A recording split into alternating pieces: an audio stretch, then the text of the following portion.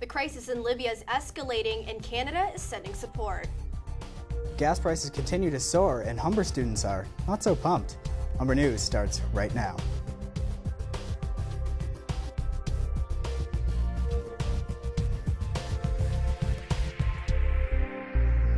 Hello, it's Wednesday, March 2nd. Welcome to Humber News, coming to you from the Broadcast Center here at the North Campus. I'm Bridget Trung. Thanks for joining us. And I'm Brent Tennant. Head on our show, we'll have all your news, sports, and entertainment highlights, as well as your 5-day weather forecast. But first, Bridget has our top story. The HMCS Charlottetown has begun its week-long voyage to Libya.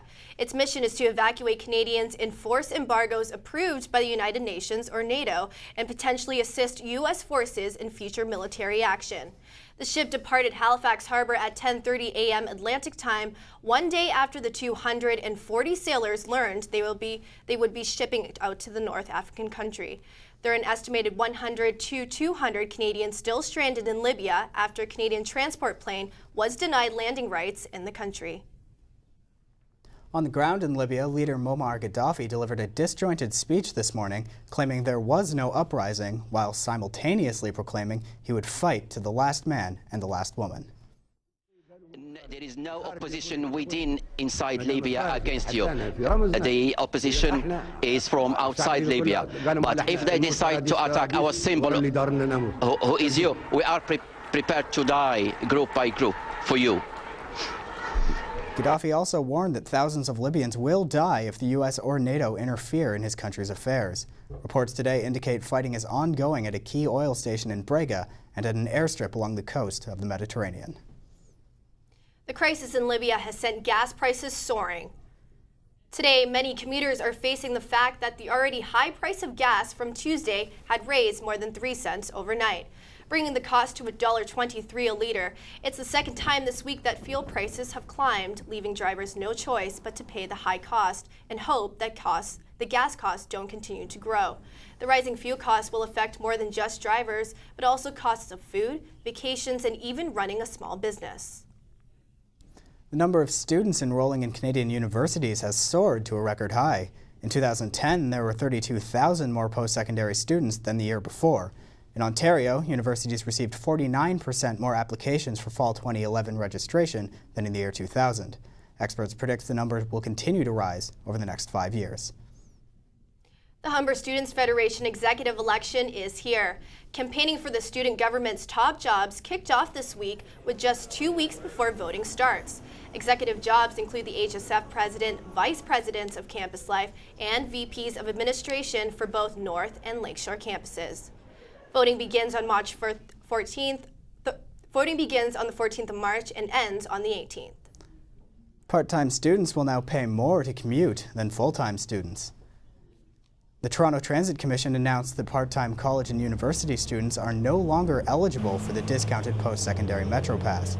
The TTC says it simply costs too much to continue offering the discounted rate. The TTC estimates more than 175,000 post-secondary students bought the pass between September and January. Close to 49,000 of them are part-time. A discounted student Metro Pass costs $99 versus $121 for the adult pass. The move is expected to save the TTC $1.4 million every year. The change will go into effect in September. The 7 private citizen members of the Toronto Community Housing Corporation's board are coming together to defy Mayor Rob Ford's demand for the resignation.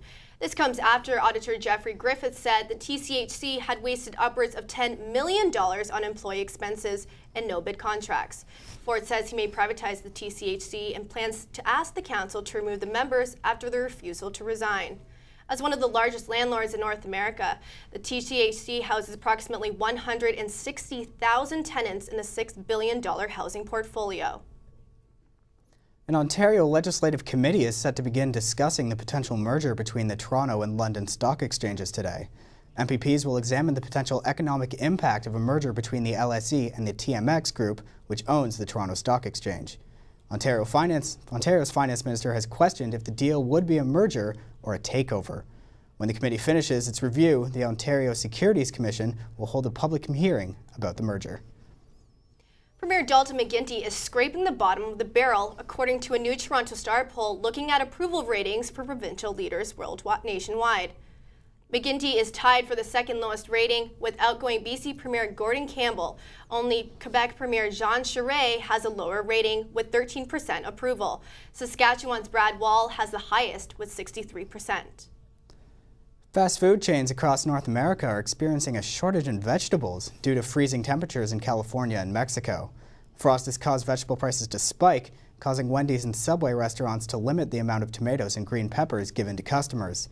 Subway says they are hopeful the shortage will end as harvests in other areas will soon begin. When we come back, we'll have more news from around the world and around the country and the world. Artis Zakarian will have the sports news and we'll have your weather forecast with Rob Sykes. The late winter, early spring temperature seesaw has begun in the GTA. I'll have more on today's forecast and the 5-day forecast after this.